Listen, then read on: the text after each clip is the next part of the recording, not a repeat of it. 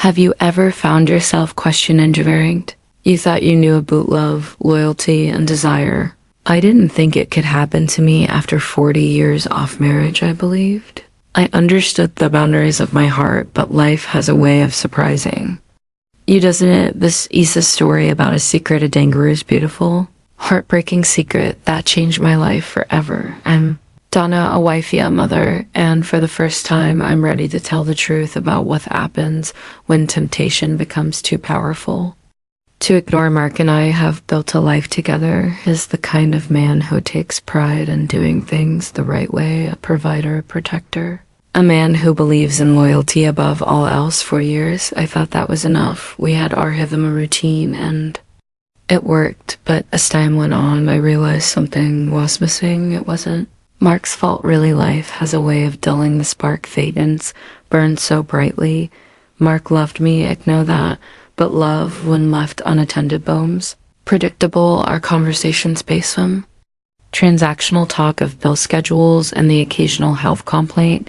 The laughter we once shared was replaced by silence, and though I still cared for him deeply, I couldn't help but feel invisible, as though I had been part of the furniture in my own home. The mayor was Ethan, Mark's oldest friend.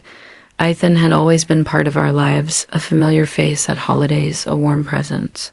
At our dinner table, he was charming in a way. Mark was effortlessly confident, with a spark in his eyes that made you feel seen. I had always thought of him as Mark's friend, nothing more, until one evening everything changed. It was a dinner at our house.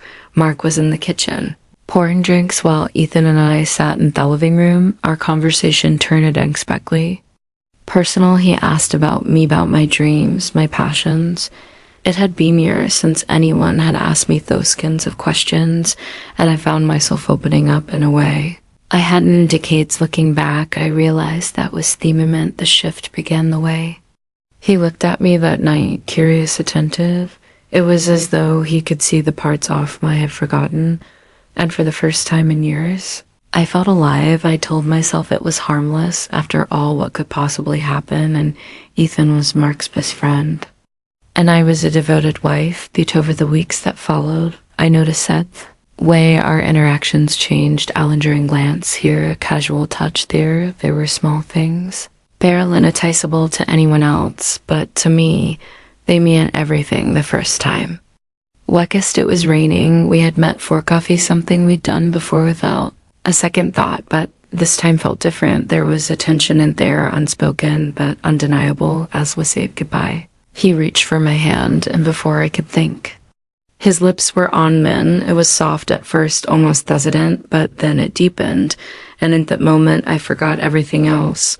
All I could feel was him. I knew it was wrong. I knew the risks, but something inside me had awoken. A part of me I thought was long gone. With Ethan, I felt seen, desired, understood. He reminded me of what it felt like to be a woman, not just a wife or a mother.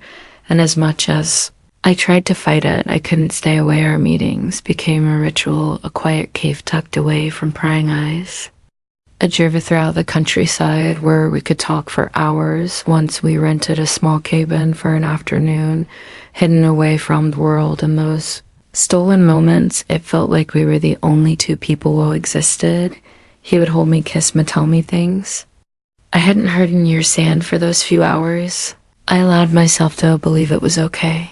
But the guilt was always there, lurking in the back of my mind. Every time I returned home, Mark would greet me with his usual smile, and he would feel the weight of my betrayal pressing down on me. Yet, even as I told myself I had to end it, I knew I couldn't. It then had become my escape, my secret, my everything. The lies grew easier over time. The quick excuses, the careful planning, but secrets have a way of catching up with you. One evening, Mark mentioned Ethan in passing, something about how grateful he was to have a friend like him. His words cut me to the core. Here was this man, my husband, who trusted us both completely, and we were betraying him in the worst possible way. I began to wonder, was it worth it? The passion, the excitement, was it worth risking everything I had built over all of time? And yet, even as I asked myself that question, I knew I didn't want to stop, because with Ethan, I had found a part of myself I thought I had lost forever. This is my story, a story of love, a desire, betrayal, and the choices that define us. If you've ever found yourself questioning the lines between loyalty and temptation, I hope my story resonates with you.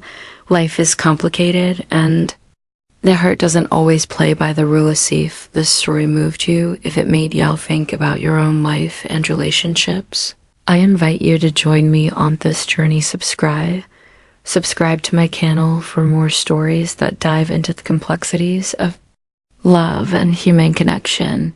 And please share your thoughts in the comments.